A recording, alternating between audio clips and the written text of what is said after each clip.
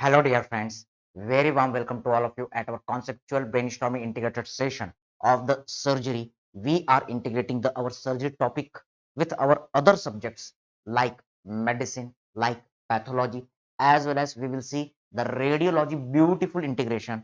So, after the first year completion, second year completion, now we entered in our clinical subjects, most enjoyable subjects where the surgery and medicine we had targeted for the complete 2 year detail course, detail, and each topic we will cover. So right now, after the surgical anatomy of the stomach, we are going to talk about our, yes, congenital diseases of the stomach, in which we are going to talk regarding the congenital hypertrophic pyloric stenosis. So step by step, one by one, we are going to look all the points. Yes. So first few things I want to say, you can see in this image the child. Can you observe stomach? Yes. This children is having problem in the pyloric part. What is the problem? The problem is stenosis. इसके pylorus part में narrowing हो गई है और हम पहले ही अपने anatomy में देख चुके हैं कि नैरोइंग को कहना है stenosis, like biliary stenosis, like yes this is the word stomach stenosis, pyloric stenosis. ऐसे ही किडनी में आप पेल्विक स्टेनोसिस देख सकते हैं, रीनल आर्टरी में नैरोइंग होती है, that is a renal artery stenosis. so these are the different situation. So when you are doing enlargement of this pyloric part, you are looking, there is the hypertrophy of the tissue at the pylorus region, so there is a narrowing of the stomach. Okay sir. तो जब ये exam में question आता है तो नाम बहुत बड़ा है, क्या नाम है इसका? यस, इसका नाम है कॉन्जेनाइटल। यस, नाम को तोड़ते हैं हाइपरट्रॉफिक, आराम से, कोई हड़बड़ी नहीं है, हाइपरट्रॉफिक। फिर क्या नाम है इस बीमारी का? पाइलोरिक। फिर आगे क्या टर्म यूज है? स्टेनोसिस। अब एग्जाम में आपका ये डिसीज आता है, जब एग्जाम में ये डिसीज आया तो नाम देख करके हमें चक्कर आ जाता है, अरे इतना बड़ा खतरनाक नाम है। आराम से तोड़ते हैं, सोचते हैं। अगर आपका फर्स्ट ईयर और सेकेंड ईयर स्ट्रांग है तो आगे की आने वाली जितनी भी क्लिनिकल चीजें बहुत इजी हो जाएंगी। See here, in short you can say CHPS. So this disease is also known as CHPS, congenital। हो ना हो पक्का ये बीमारी किसमें मिलेगी? बच्चों में। In children it is found since birth. तो एक चीज आपको ये क्लियर हो गई कि जो पेशेंट है वो पीडियाट्रिक डिपार्टमेंट में आएंगे या फिर सर्जरी डिपार्टमेंट में आएंगे, और वो बच्चा जो है छोटा सा पैदा हुआ है वो खुद तो आएगा नहीं, उसके पेरेंट्स, उसकी मदर उसको लेकर के आएंगी। ओके सर, एक सिचुएशन क्लियर। अगली चीज आप यहां पर देख रहे हैं हाइपरट्रॉफी। रॉबिन्स पैथोलॉजी का नॉलेज लगाइए। हाइपरट्रॉफी का मतलब क्या था? हाइपरट्रॉफी का मतलब था increase in the growth. Okay, so increase in size. फिर से याद कीजिए, ट्रॉफी कहीं पर भी वर्ड यूज होता है इसका मतलब होता है साइज, न्यूट्रिशन। और जब कोई ज्यादा न्यूट्रिशन लेता है, जब कोई ज्यादा चीजें खाता पीता है तो वो मोटा हो जाता है। मोटा हो गया इसका मतलब क्या है? Yes, it is increasing in the size. तो पक्का इसमें साइज जो है बढ़ जा रहा है। किसका साइज बढ़ रहा है? तो here the pyloric word has been used, this is nothing, it is the part of the our stomach. और स्टमक के पाइलोरस पार्ट में साइज बढ़ने के कारण वो जो पाइलोरिक कैनाल है वो क्या हो गया? नैरो। क्लियर? अब अगर आप नहीं भी पढ़ते, पहली बार इस बीमारी का नाम सुन रहे हैं, तो क्लिनिकल सब्जेक्ट्स में आपको यही करना है, नाम को तोड़ना है और सोचना है। अब इसको आराम से सोचिए ये कहना क्या चाह रहा है। Again come to our anatomy portion. Yes, there is our lower end of the oesophagus. Got the point? अब ये जो ईसोफेगस था ये कंटिन्यू हो रहा था किसमें? हमारे स्टमक में। Okay sir, fine. अब हम कॉन्सेप्ट में आते हैं। पाइलोरस पार्ट किधर था? हमने एनाटॉमी में देखा था कि स्टमक को दो पार्ट में डिवाइड किया था। Yes, upper part was the cardiac part, also you can से ईसोफेजियल पार्ट। लोअर पार्ट जो था वो था हमारा डियोडेनल पार्ट। Getting the point? अब इसी में हमने देखा था कि कार्डियक पार्ट को हमने दो में, फंडिक और बॉडी में डिवाइड किया था, लेकिन जो हमारा पाइलोरिक पार्ट था इसको हमने डिवाइड किया था हमारे पाइलोरिक एंट्रम और pyloric canal. Yes, this portion is showing the pyloric canal. ये एक सुरंग, एक टनल की तरह पार्ट होता है जिसको हम पाइलोरिक कैनाल कह रहे हैं। Getting the point? अब हम समझने की कोशिश करते हैं कि ये जो पाइलोरिक कैनाल वाला पार्ट है इसमें हो गई है हाइपरट्रॉफी।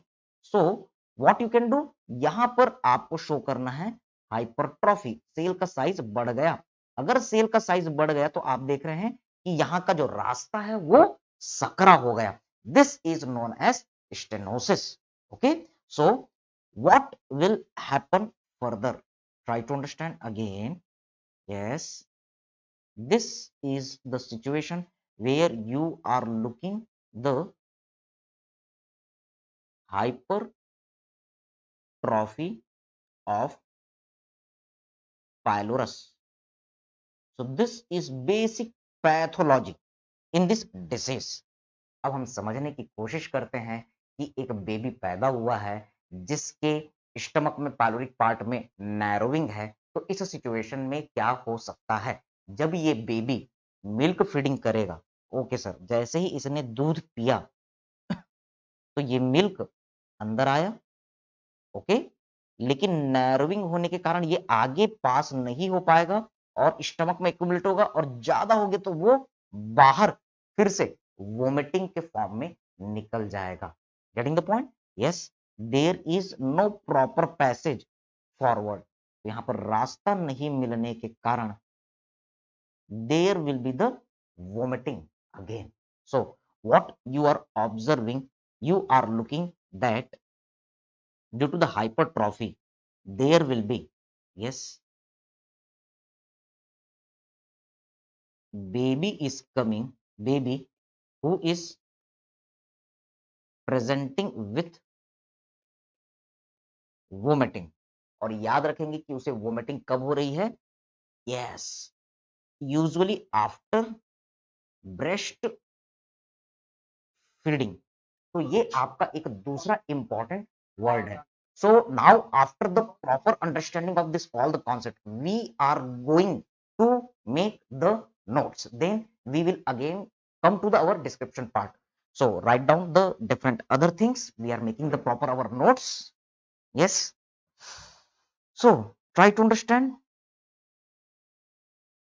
एक बेबी आपके पास आया जो उल्टियां कर रहा है और उसकी मम्मी कह रही है कि जनरली ब्रेस्ट फीडिंग के बाद अब आप क्या करते हैं? इंस्पेक्शन। यस, क्लिनिकल एग्जामिनेशन हम करते हैं तो इसमें inspection, palpation,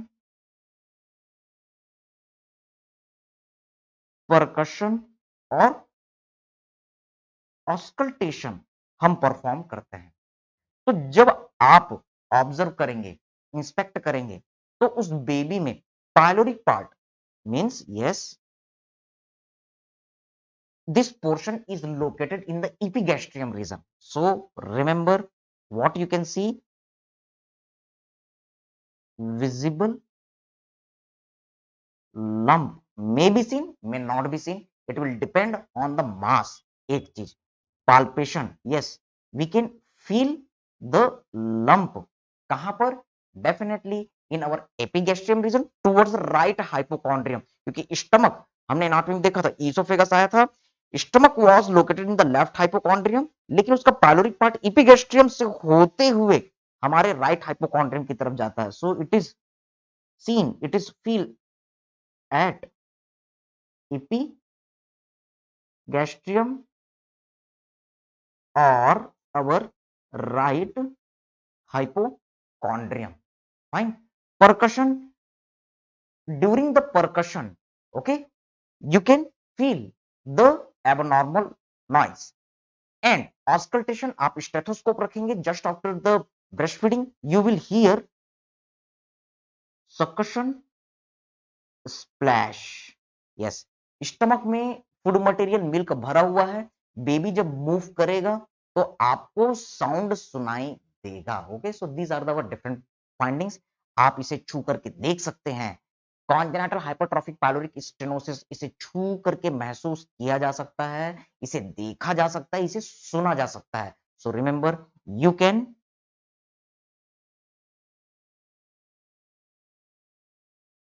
feel, you can see, you can hear this disease। तो ये एक टर्म है जो आपको सर्जरी की बुक्स में देखने के लिए मिलेगा। This is one important line. Fine, अब हम धीरे धीरे इसके और डिटेल पोर्शन में चलते हैं। See here, next pattern clinical या फिर नेक्स्ट पैटर्न में इसके क्वेश्चन किस तरीके से आएंगे।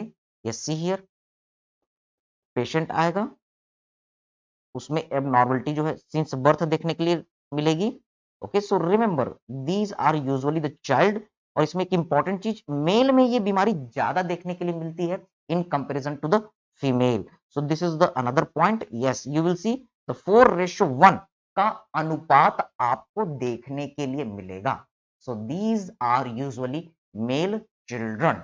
एक और एक्स्ट्रा पॉइंट हमने लर्न किया।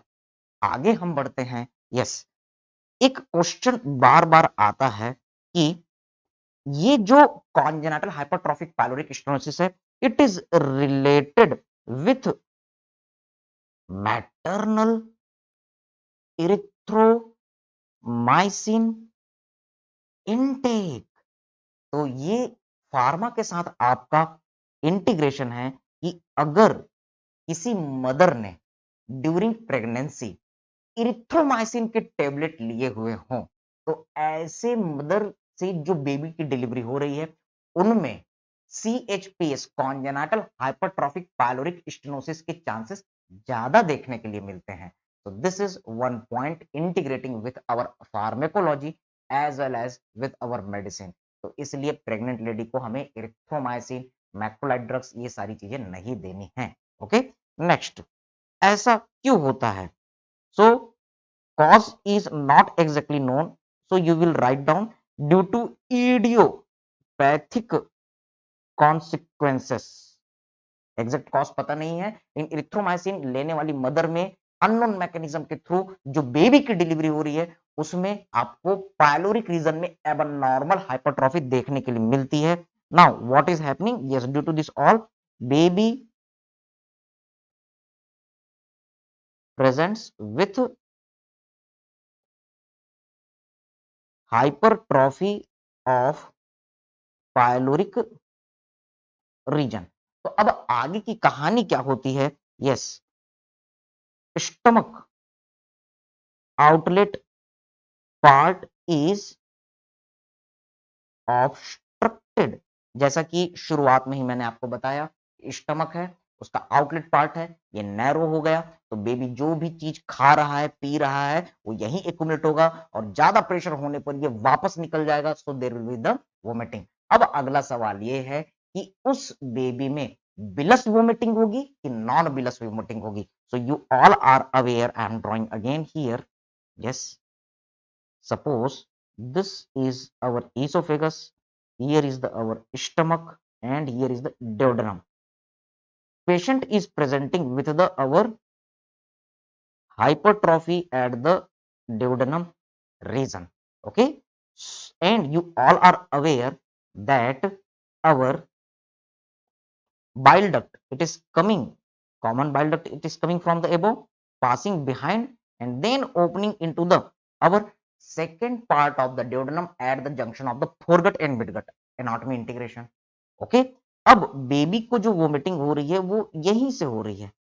फाइन, तो बाइल की opening second part of the duodenum में, कहीं पर भी कोई भी चांस नहीं है कि बाइल जो है वो हमारे फूड मटेरियल के साथ मिक्स हो। So what you have to remember that there is our presentation of gastric outlet obstruction, जिसको सर्जरी में शॉर्ट में GOO कहा जाता है। Remember, it is same kind of the presentation, very important. There is our gastric outlet obstruction, और इस कारण से आप देखेंगे there will be the non bilious vomiting, generally seen after breast feeding. We are talking about the congenital hypertrophic pyloric stenosis. Getting the point? आगे बढ़ते हैं. See here, clinical feature की बात करते हैं कि ये बेबी कैसे प्रेजेंट करेगा. Baby, yes, it is generally normal at time of birth. जब बेबी का बर्थ हुआ, माता पिता बहुत खुश हैं, ओके, सेलिब्रेट कर रहे हैं, बच्चा बहुत बढ़िया सुंदर हंसता खेलता तंदुरुस्त पैदा हुआ है, okay, just one way to remember, okay. लेकिन बाद में क्या होता है, सिम्टम्स एपियर होते हैं. Symptoms appear after 2-3 weeks. अब प्रॉब्लम आनी शुरू होती है. Yes, try to understand what is happening. There is our non bilious vomiting, okay, and try to understand, क्योंकि वोमिटिंग जो है वो आया और upper part of the GIT से ही रिफ्लक्स मान रहा है, इसलिए बहुत फोर्सफुली वोमिटिंग होगी. So you have to remember there is, yes, ये सारे आपके एमसीक्यू हैं, ये सारे आपके क्लिनिकल पॉइंट को आइडेंटिफाई करने में मदद करेंगे. There will be our projectile vomiting, okay. तो वोमेटस में बाइल मिक्स नहीं होगा और प्रोजेक्टाइल वोमिटिंग आपको देखने के लिए मिलेगी, फोर्सफुली वोमिटिंग आपको देखने के लिए मिलेगी, okay. Now try to understand. Yes, अगली चीज, लेकिन यहां पर रास्ता थोड़ा सा खुला है. So what you will see, the food material breast feed they all will pass in small amount. इसलिए क्या बेबी को न्यूट्रिशन मिल रहेगा? नहीं, कुछ ना कुछ तो न्यूट्रिशन मिलेगा, okay. So what you can remember, yes, another thing, because food passes forward, yes, in little amount. थोड़ा बहुत फूड तो पास हो रहा है, that's why what you have to remember. So nutrition of the baby is not too poor. तो ये एक आपका important finding. So that's you will get, there is the protein energy malnutrition, no, okay fine. Nutrition उस baby का कमजोर रहेगा, लेकिन इतना कमजोर नहीं कि उस बेबी को क्वाशियोरकर और मरासमस की बीमारियां हो जाए. प्रोटीन एनर्जी माल न्यूट्रिशन नहीं देखने के लिए मिलेगी. Got the point? क्यों हम ये सारी चीजें क्यों देख रहे हैं? Just to differentiate with one condition, that is duodenal atresia. So there is the one another situation, duodenal atresia. तो इसके साथ हम थोड़ा सा कंपेयर करते हैं. ड्यूडेनल एट्रेजिया, आपको याद है मैंने आपको बताया था एनाट की क्लास में, A means absence, tresia is indicating the canal. तो ये एक ऐसा सिचुएशन है जिसमें कैनाल डेवलप नहीं होता. Atresia means, yes, remember, this is a canalisation, means you can say absence of canal. किसकी बात कर रहे हैं? ड्यूोडेनम की बात कर रहे हैं. तो इन दोनों में आखिर क्या कंफ्यूजन है? क्यों हम इन दोनों बीमारियों को बात कर रहे हैं एक ही चैप्टर में? Try to understand. एक दूसरा सिनेरियो हम सोचते हैं. Suppose this is our stomach, lower end of the oesophagus, here is the our stomach and then there is the duodenum. और द पॉइंट. अब समझने की कोशिश कीजिए. एक पेशेंट आया जिसका ड्यूोडेनम जो है उसमें कैनाल ही नहीं बना, means the first part of the duodenum or any other part that is having the solid tissue. अब क्या होगा? Now try to understand, the patient is presenting, yes, इसमें हम थोड़ा सा और मॉडिफिकेशन करेंगे. See here, these are the different parts of the duodenum, okay. Generally ये जो ड्यूडेनल एट्रेजिया का सिचुएशन है वो थर्ड पार्ट और फोर्थ पार्ट के आसपास देखा गया, यहां पर देखा गया है. There is the absence of the canal here. So this is our situation. Yes, this is our duodenal atresia. अब जस्ट हमको कॉमन सेंस लगाना है, थोड़ा सा सोचने की कोशिश कीजिए।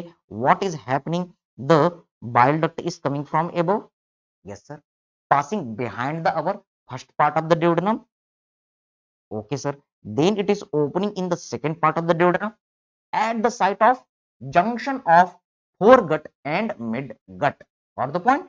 So here the bile is released, okay sir. Now the baby is taking milk or food. Will it get obstruction here? No, because there is no pyloric abnormality. So food material is coming here and it is getting mixed with the bile, and then it is trying to go further, but no, way is blocked. So what will happen? Yes, I am showing with the another color for differentiation. You will see the food material is regurgitating again. Fine. So duodenum atresia may be wahi situation. What you have to remember, that there is the our vomiting. Yes. Fine. लेकिन कैसा? Yes. क्या इसमें bile mix रहेगा? Definitely sir. Here the bile is opening, so you will get bilious vomiting. दूसरी चीज कि food material जो है दूर तक गया, लोअर जीआईटी से फिर वापस आ रहा है, so the nature of the vomiting is not projectile, but it will be, yes, yes, not forceful vomitus is there, so non projectile vomiting you will see. So these are just opposite situation to our, remember, it is just opposite situation to the congenital hypertrophic pyloric stenosis. Yes, just opposite to CHPS. Got the point? Now try to understand further, क्योंकि food जो है आगे पास नहीं हो रहा है. Yes, food doesn't passing forward. So what you can remember? So protein energy malnutrition will present MCQ. So these are our differences in between the CHPS and duodenal atresia findings. Okay, what you have to remember? Yes, differences between, you will get differences between CHPS and our duodenal atresia. So I am writing the CHPS here and duodenal atresia at other side. First point, yes, bile in vomitus. Here in CHPS it is absent, in duodenal atresia it is present. First point. Second, yes, vomiting force. So in CHPS there is a projectile vomiting, while in duodenal atresia non projectile vomiting. So it will be very useful for the differentiation between our, yes, remember, clinical cases, next pattern. Okay. Third thing, what I told you, that is protein energy malnutrition. In CHPS, the pathway was normal, little bit food material we are passing. That's why protein energy malnutrition, it will be absent, but here it will be present. So this is our one table. तो इसको एक tabular feature, tabular form हम दे देते हैं, so that you can get the beautiful our e notes. Okay, so this is the tabular form. It will be very useful for differentiating these disorders. Each point is your MCQ. Fine, so these are the things. आगे बढ़ते हैं, अब हम CHPS की बात करते हैं। Diagnosis बनाने के लिए हमको कुछ इन्वेस्टिगेशन की मदद लेनी पड़ेगी। So we are doing the USG abdomen. Okay, so in our USG abdomen you will get hypertrophied pylorus. Radiology के साथ अब हम इंटीग्रेट करते हैं surgery medicine integrated classes. We are doing the radio conceptual brainstorming integration. Beautifully we are going to look for this findings. See here, होता क्या है? Yes, there is our esophagus and here is our stomach and then duodenum. Now try to understand. There is our hypertrophy in the pylorus region. So this is the area where there is the hypertrophy of the pyloric part. Fine. Now try to understand. ऐसे situation में आपको हमारे stomach में एक fund fund स्पार्ट में bubble देखने के लिए मिलेगा। Fine, normally you know there is a first part of the duodenum and there is our canal. Okay, so this is not the case of the duodenal atresia, only one our fundic gas is visible. तो इसे हम कहते हैं yes single bubble sign.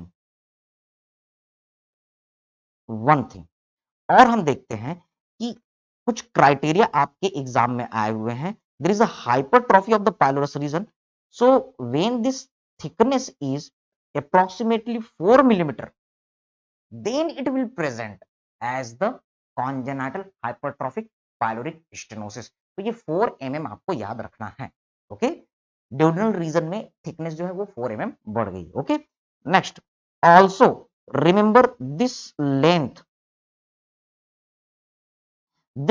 Length should be, कितने लंबाई तक ये thickness होनी चाहिए। So you can remember the 16 mm length, MCQ।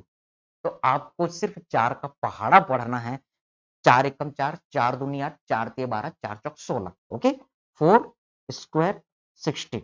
So this is the way how you can remember. Okay, just for your memory I am giving this point। 4 का square करना है। If the pyloric thickness is 4 mm increased and the length is 16 mm more, then you will say this is the condition of the congenital hypertrophic pyloric stenosis। आगे हम देखते हैं radiological investigation जब हम करेंगे तो पायलोरिक पार्ट में hypertrophy होने के कारण कुछ साइन दिखते हैं जिसको हम याद करेंगे ट्रिक से, MS Dhoni, MSD।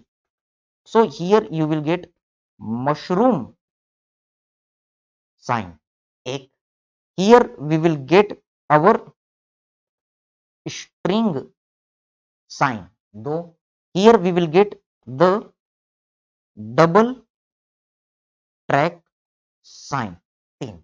So we are making interesting this topic.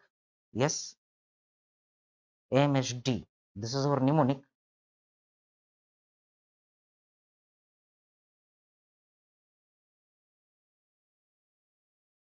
Fine, so just for the interest we are adding this image। ये याद रखना है, ये रेडियोलॉजी में भी आपको देखने के लिए मिलेगा। तो you are getting the MSD sign, ऐसा बुक में लिखा नहीं है, याद रखने के लिए। This MSD is found in our CHPS। Okay, so this is one interesting way to remember the congenital hypertrophic pyloric stenosis। okay,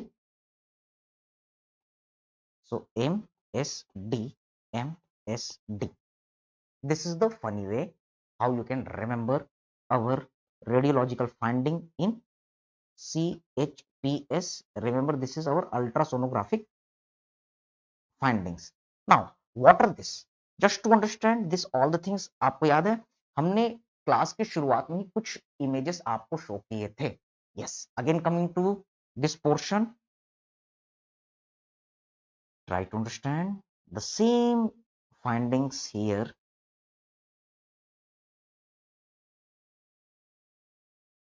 Integrating with the radiology.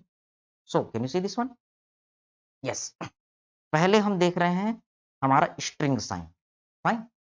These all are, yes, here you can see our, yes, see here, these are not the our actually the ultrasonography study, this one. Okay, you are looking the thickness and the length. These are our barium meal examination.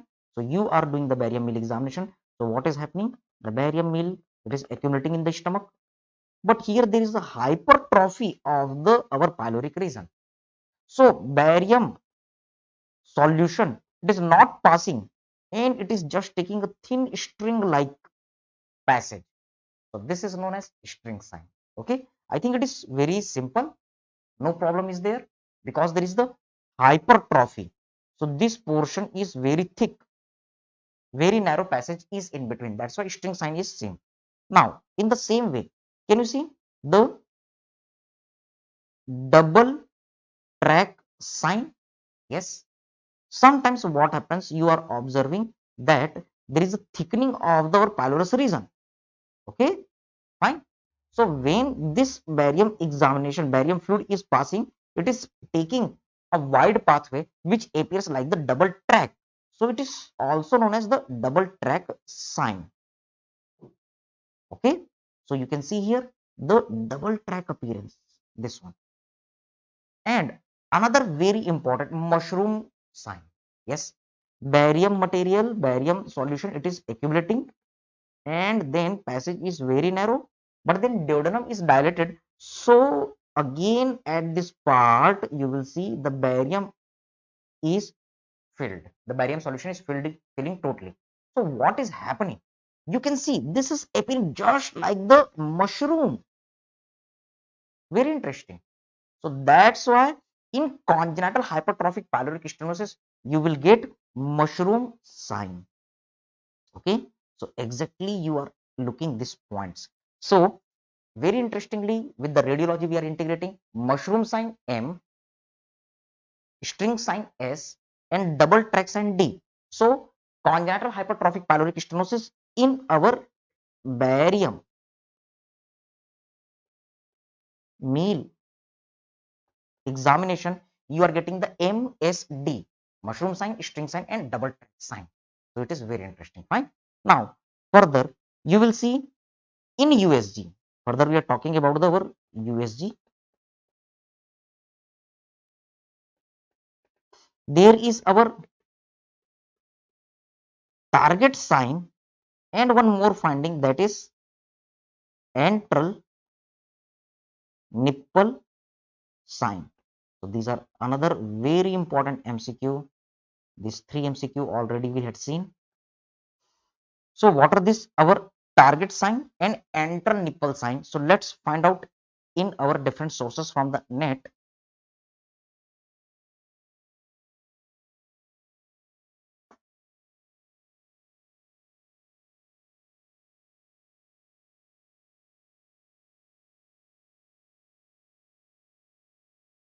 So you can find out.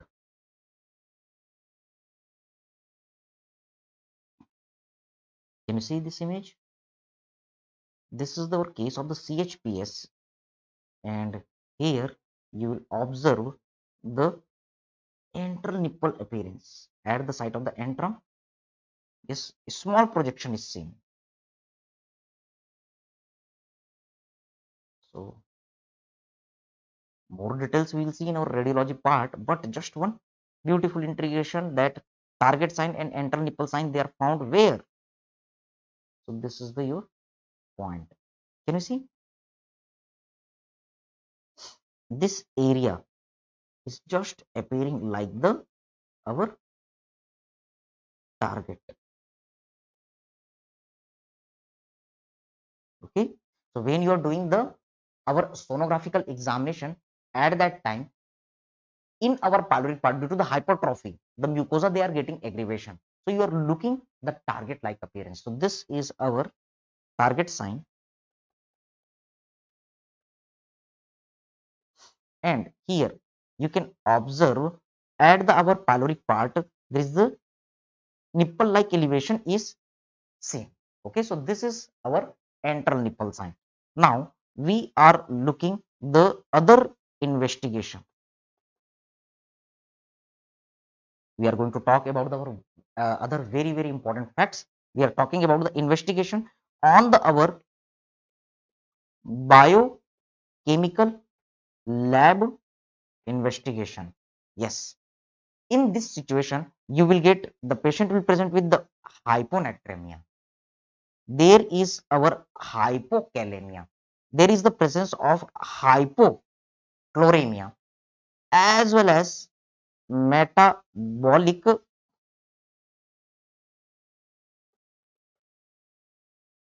alkalosis with paradoxical aciduria. So this is very important finding. Why this all are seen we are going to observe, but first you have to remember ये बहुत important point है कि congenital hypertrophic pyloric stenosis में इस patient में sodium की कमी हो जाती है, पोटेशियम की कमी हो जाती है, क्लोरीन की कमी हो जाती है। बॉडी ब्लड जो है वो मेटाबॉलिक एल्कालोसिस के फीचर प्रेजेंट करता है, लेकिन पैराडॉक्सिकली इन ऑपोजिट वे, क्योंकि मेटाबॉलिक एल्कालोसिस है तो यूरिन जो है वो एल्कलाइन होना चाहिए, लेकिन नहीं, यूरिन जो है वो एसिडिक होता है। That's why we are saying paradoxical aciduria. Okay, so we are going to look why this phenomena is occurring. इसे समझेंगे, ये हमारे नीट नेक्स्ट एग्जाम में रिपीट होने वाला सबसे इंपॉर्टेंट क्वेश्चन है। So what is happening, the our pathophysiological basis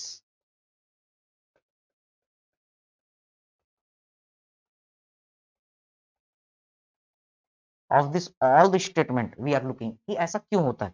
now see here, this patient is having the hypertrophy at the stomach part, fine.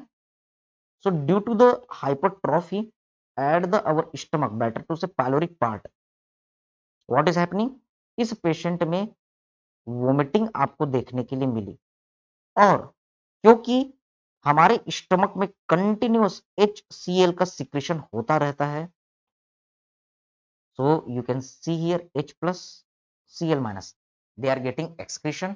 तो अब आप देख रहे हैं कि इस पेशेंट में H plus और Cl minus ये दोनों के दोनों एक्सक्रीट हो रहे हैं।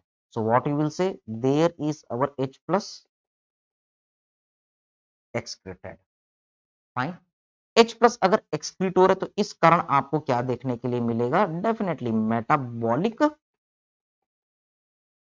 Alkalosis. I think there is no problem, क्योंकि एसिड बाहर निकल जा रहा है तो बॉडी क्या हो जाएगा, अल्कलाइन हो जाएगा, fine. Now further try to understand. Yes, अब क्योंकि ये अल्कलाइन सिचुएशन खतरनाक है तो इसको बैलेंस करने के लिए, yes, there will be the our homeostasis phenomena, और इसको बैलेंस करने के लिए क्या होगा, किडनी जो है वो कोशिश करेगी, इसलिए रीनल कंपनसेशन आपको देखने के लिए मिलेगा। और रीनल कंपनसेशन जब आपको देखने के लिए मिलेगा तब क्या होगा, सी here, suppose this is our kidney, fine. तो आप यहां पर देखेंगे रीनल कंपनसेशन इस अल्कलाइन नेचर को कंपनसेट करने के लिए अब होगा क्या कि, यस, सी हियर, सोडियम और इसके साथ में बाइकार्बोनेट का लॉस शुरू हो जाएगा in urine, getting the point. So first acidic material they are getting excreted, और एसिड निकलने के कारण मेटाबॉलिक एल्कलोसिस हुआ। इसको कंपनसेट करने के लिए किडनी जो है ये क्या कर रहा है, yes, kidney is trying to balance this alkaline situation, इसलिए अल्कलाइन चीज सोडियम और बाइकार्बोनेट को एक्सक्रीट करना चालू कर दिया। क्योंकि सोडियम का एक्सक्रीशन शुरू हो गया, इसलिए आप कहेंगे yes, patient will present with hyponatraemia. तो ये आपकी एक दूसरी फाइंडिंग यहां पर मिलती है, the patient will present with the hyponatraemia, sodium की कमी हो गई। Now due to the decrease in sodium in our body, अब होगा क्या, there will be the our renin angiotensin system stimulation, RAS system का स्टिमुलेशन आपको देखने के लिए मिलेगा। रास सिस्टम के स्टिमुलेशन के कारण अब क्या होगा?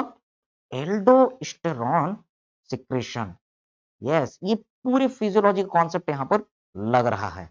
रास जब भी एक्टिवेट होता है तो एल्डोस्टेरॉन का सिक्रेशन होता है और एल्डोस्टेरॉन क्या करता है? Yes, it acts over collecting duct. तो ये कलेक्टिंग डक्ट पर काम करेगा और कलेक्टिंग डक्ट पर काम करके ये क्या करेगा? See here, yes, this is our collecting duct. Fine. तो कलेक्टिंग डक्ट में जब एल्डोस्टेरॉन वर्क करेगा तो इस कारण सोडियम का एक्टिव रीएब्जॉर्प्शन होगा।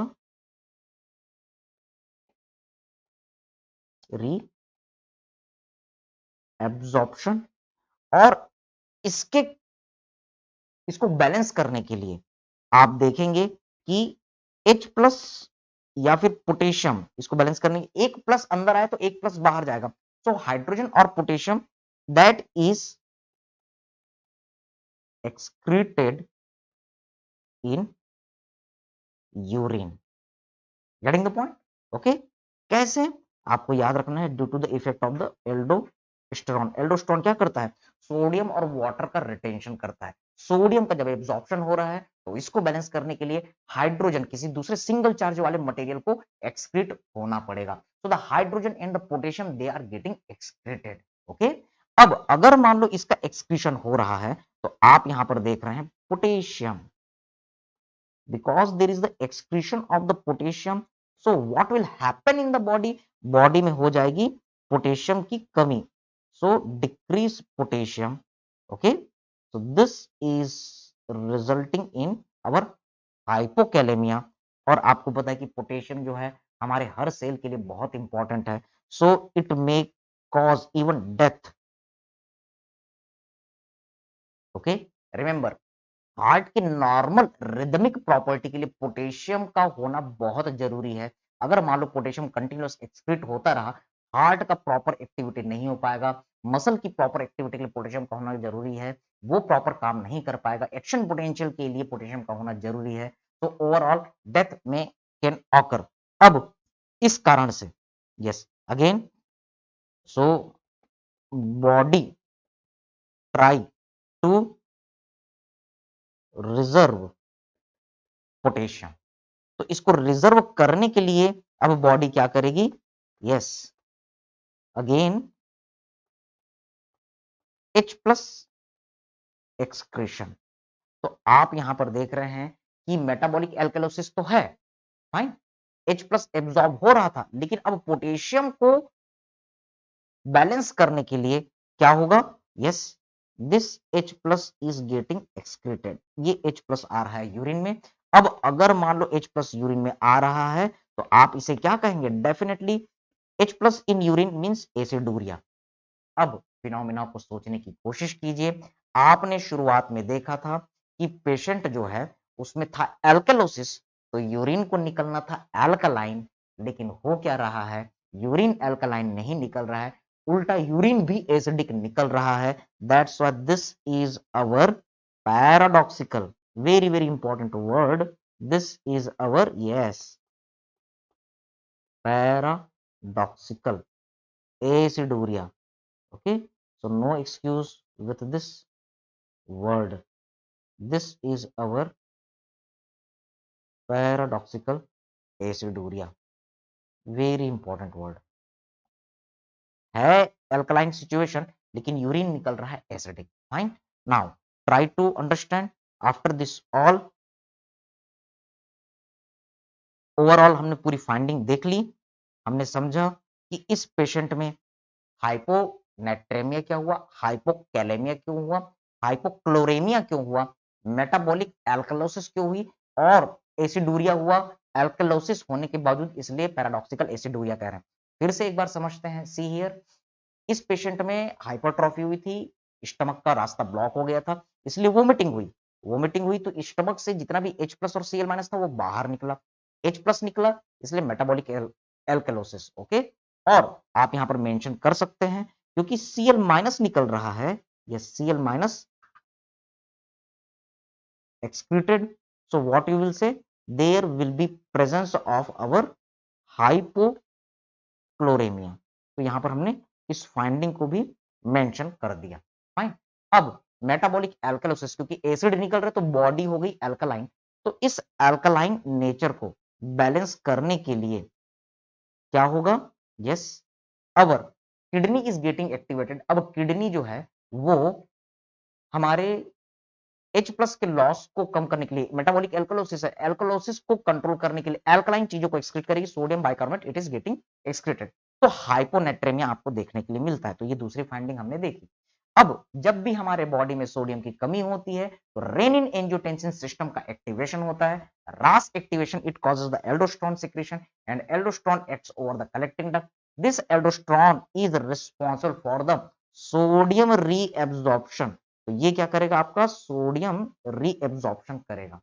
And now see here, when there is a sodium is reabsorb, तो इसको बैलेंस करने के लिए पोटेशियम और हाइड्रोजन जो है वो एक्सक्रीट होते हैं। Fine. So hydrogen and potassium they are getting excreted. अब क्योंकि पोटेशियम का एक्सक्रीशन हो रहा है, because the potassium is very important, so it can cause death in case of the deficiency. तो बॉडी जो है वो क्या कोशिश करेगी? पोटेशियम को रिजर्व करने की। पोटेशियम को रिजर्व करने के लिए अब एक ही रास्ता बचता है, this potassium, this hydrogen which was getting excretion, it is again excreted in the our urine. Hydrogen जो रीएब्सॉर्ब हो रहा था, फाइन, जो एक्सक्रीट हो रहा था, fine. so what you have to remember, so this hydrogen is again excreted in the our urine, सिर्फ और सिर्फ। और अगर बेटर तरीके से करना है, हम इसे यूरिन वाला पोर्शन शो कर रहे हैं इस तरफ। Okay, this is the our collecting duct. So better to say yes, सिर्फ और सिर्फ आपका हाइड्रोजन एक्सक्रीट होगा, आपका पोटेशियम एक्सक्रीट नहीं होगा। Fine. So what you have to remember, this is our aciduria. Alkaline nature है, उसके बावजूद भी यूरिन एसिडिक हो रही है, that's why this is our paradoxical. So these are the our different points. अब हम ये देखते हैं कि इस पेशेंट को हम ठीक कैसे करें। So we are looking for the management. Okay, paediatric के साथ हम इंटीग्रेट करते हैं, सर्जरी के साथ इंटीग्रेट करते हैं। पहला चीज, फिर से, एक बच्चा हमारे पास आया, फाइन, जो दूध पीते ही वोमिटिंग कर देता है। आप जब उसका इन्वेस्टिगेशन करते हैं तो इपिगैस्ट्रिक राइट हाइपोकॉन्ड्रियम में आप देख सकते हैं, छू सकते हैं और सुन सकते हैं। So we had written this word that you can feel, you can see and you can hear. Okay, and when we are doing the examination, हमने जब हिस्ट्री लिया तो उसकी मदर में हमने देखा कि उसने इरिथ्रोमाइसिन का टेबलेट प्रेगनेंसी के टाइम खाया था। यस, हम देखते हैं कि जब बाइल का ऑब्जर्वेशन करते हैं तो बाइल जो है वो वोमिटस में नहीं है, प्रोजेक्टाइल वोमिटिंग है, प्रोटीन एनर्जी माल न्यूट्रिशन एब्सेंट है। फिर उसके बाद हम सोनोग्राफी करते हैं, सिंगल बबल साइन देखने के लिए मिलता है, MSD mushroom sign, string sign और डबल ट्रैक साइन आपको देखने के लिए मिलता है। Also during the USG target sign and antral nipple sign is visible. और जब बायोकेमिकल एग्जामिनेशन करते हैं तो ये सारे फाइंडिंग्स आपको देखने के लिए मिलते हैं। तो अब ऐसे केस में हम क्या ट्रीटमेंट करेंगे? So what I want to tell you, next pattern और you can say USMLE pattern. Okay, fine. Situation क्या है? एक मेल चाइल्ड आया, हिस्ट्री क्या है? Vomiting after breast feeding. Vomiting जो है वो कैसा हो रहा है? So you will see non bilious, याद करते चलिए, रिवाइज करते चाहिए, आंसर देते जाइए। यस, नॉन बिलस वोमिटिंग है। There is our projectile vomiting,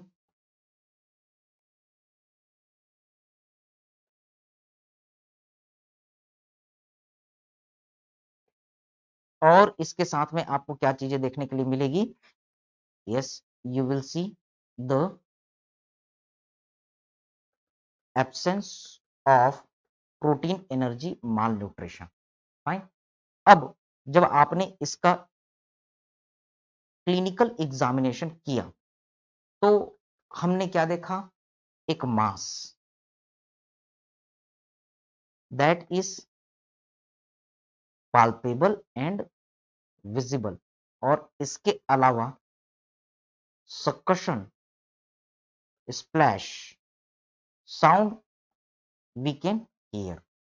अब फिर हमने क्या किया था, हमने किया था बैरियम मील एग्जामिनेशन। तो इस बैरियम मील एग्जामिनेशन में हमको MSD पॉजिटिव मिला। यस, हमको मशरूम साइन मिला, हमको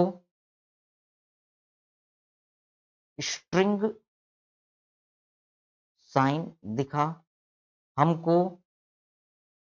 डबल ट्रैक साइन देखने के लिए मिला।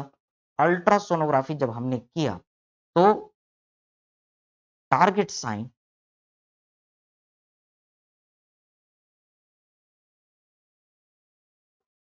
एंट्रल निप्पल साइन, और इसके साथ में आप कह सकते हैं एक और सिचुएशन जो हमने देखा, सिंगल बबल अपीयरेंस। तो ये सारी चीजें आपको देखने के लिए मिली। फिर हमने बायो केमिकल एग्जामिनेशन किया, तो इसका बहुत बढ़िया सा finding, hyponatraemia, hypokalaemia, hypochloraemia with metabolic alkalosis and our paradoxical aciduria. तो ये सारे फाइंडिंग देखने के लिए मिले। इनमें से याद रखिएगा कि हर चीज आपकी एमसीक्यू है। एवरी पॉइंट हमने ये सारे पॉइंट्स देख लिए, every point is MCQ. Fine, हमने फिर से चीजों को रिवाइज किया। It will be very useful for the your any kind of the exam pattern, MCQ, theory, every point is your MCQ. Fine. Now further try to understand. अब हम इसका treatment करते हैं, मैनेजमेंट की हम बात करते हैं। तो सबसे पहली चीज, क्योंकि इस सिचुएशन में एबनॉर्मल बायोकेमिकल सिचुएशन है, इसलिए सबसे पहले हमें इसे ठीक करना पड़ेगा।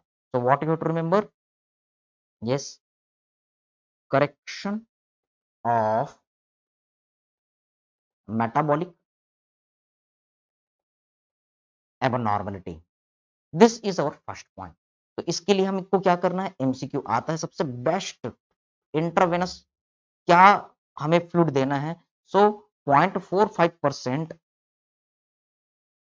नॉर्मल सेलाइन हमको देना पड़ता है, और इसके साथ में डेक्सट्रोज हम देते हैं, और क्योंकि पोटेशियम की कमी है इसलिए हमको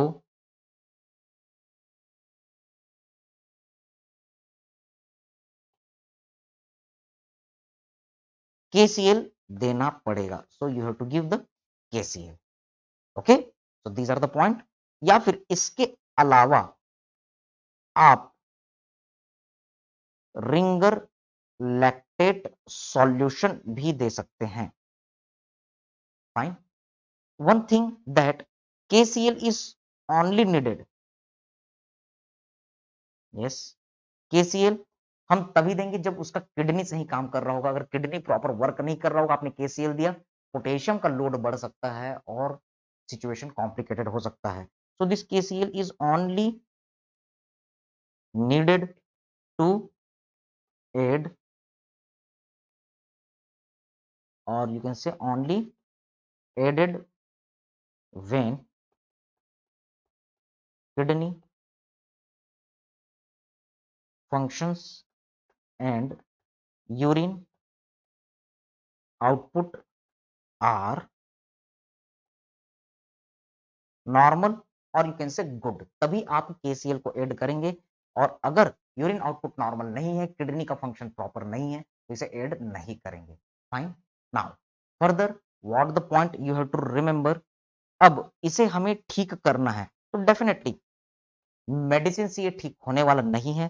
तो आपको सर्जरी करनी पड़ेगी और इस फेमस सर्जरी का नाम है रामस्टेड पायलोरो मायोटोमी. So this question is asked usually कि Ramstead pyloromyotomy it is the surgery of choice for which disease. आपका आंसर है हमारा congenital hypertrophic pyloric stenosis. Yes आप यहां पर देख रहे हैं पायलोरो मतलब इसमें पायलोरस पार्ट में मायो मीन्स मसल और टॉमी आपको याद है anatomy ana means to see tomy means cutting मतलब हमको क्या करनी पड़ेगी कटिंग करनी पड़ेगी किसकी पायलोरिक मसल की fine so I am showing you few images for this our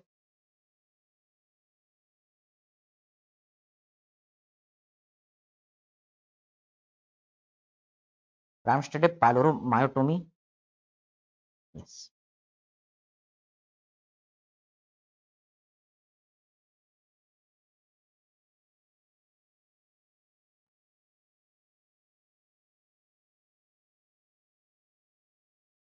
So there are the different kinds, but one simple image we are going to look.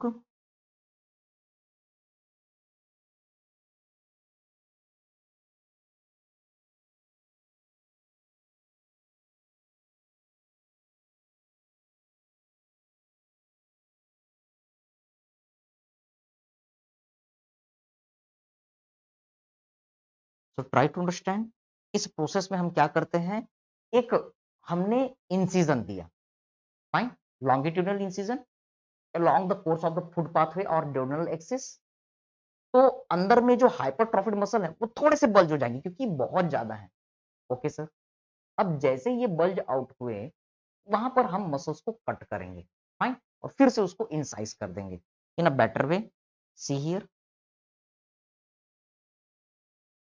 Suppose this is our esophagus stomach and here is our duodenum and the pyloric portion diagrammatic presentation simple diagrammatic presentation fine now what is happening there was our excessive growth of the tissue inside it तो यहाँ पर अंदर में बहुत ज्यादा growth हो चुका है हमारे टिश्यू का विच आई एम शोइंग हाइपरट्रॉफी हो चुकी है with the pink colour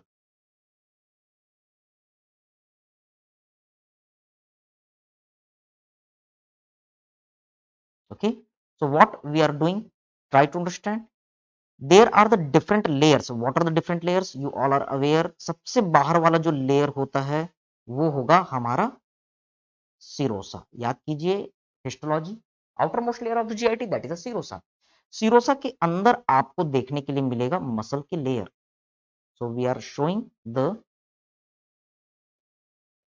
muscle layer fine now try to understand इसके भी अंदर आपको नजर आएगा submucosa so this pink colour red colour layer is showing the submucosa और फिर सबसे अंदर वाला लेयर जो होगा इसे हम कहेंगे mucosa so 1 2 3 4 you know the 4 classical layer of the GIT अब हमें क्या करना है कटिंग करनी है so we are cutting here हमने यहां पर ब्लेड चलाया कहां पर यस सिरोसा में और मसल लेयर तक we have not to go beyond the muscle layer okay so this is our knife scalpel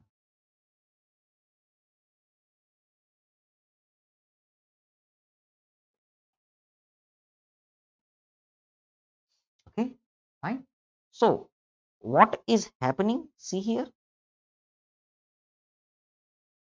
in this procedure our pyloromyotomy what we are doing pyloric part muscle cutting we are doing तो इसके लिए आपको क्या करना पड़ रहा है first serosa is cut आपने सिरोसा में कटिंग किया फिर उसके बाद क्या होगा yes muscle layer is bulged तो अंदर में जो हाइपरट्रॉफिक मसल लेयर वो बल्ज होकर के बाहर आएगा। तो अब हमको क्या करना है, yes this muscle layer bulged muscle layer is remove. जो बल्ज है और जो एक्स्ट्रा मसल लेयर है उनको हम कट करके रिमूव कर रहे हैं। So there is no mucosa damage, mucosa को हमको टच नहीं करना है। सो दिस इज इंपॉर्टेंट, अंदर के ल्यूमेन को हमने टच किया ही नहीं है। हम कहां तक गए हैं, यहां तक, आगे हमने कोई भी डिस्ट्रक्शन नहीं किया। Fine, now further try to understand that there are the two situation. अब ऐसे कंडीशन में दो चीजें हो सकती हैं। It is not a too easy process, okay, it requires practice. तो दो तरीके के सर्जन हो सकते हैं, एक्सपर्ट हैंड और दूसरा बिगिनर्स। ओके, आप ऐसा कह सकते हैं, एक्सपर्ट हैंड ये हमारे एचओडी हैं और बिगिनर्स हैंड जैसे कि PG student. Fine, so what is happening, ये जो एक्सपर्ट हैंड है वो म्यूकोजा की इंजरी बिल्कुल नहीं करेंगे, no mucosa injury. Fine, so after operation feeding can be started after 4 to 6 hour. जो बहुत अच्छे से प्रैक्टिस किए हुए जिनको एक्सपीरियंस है तो उन्होंने ऑपरेशन किया और आप बोल सकते हैं कि 4 घंटे बाद बेबी को दूध पिलाना शुरू कर दीजिए। लेकिन अगर मान लो किन्हीं सर्जन की प्रैक्टिस बहुत ज्यादा नहीं हुई है तो शुरुआत में सब म्यूकोजा म्यूकोजा को डैमेज पहुंच सकता है। Yes, mucosal injury may present or may absent. Suppose mucosal injury is present, okay, so what will happen, repairing of mucosa at time of operation। तो रिपेयरिंग जो है ऑपरेशन के कारण उसकी रिपेयरिंग जरूरत पड़ेगी ओके, रिपेयरिंग जरूरी है। सो टाइम ऑफ फीडिंग, कब बेबी को हमें फीड करवाना है, approximately 24 to 48 hours after operation। So these are our two important questions।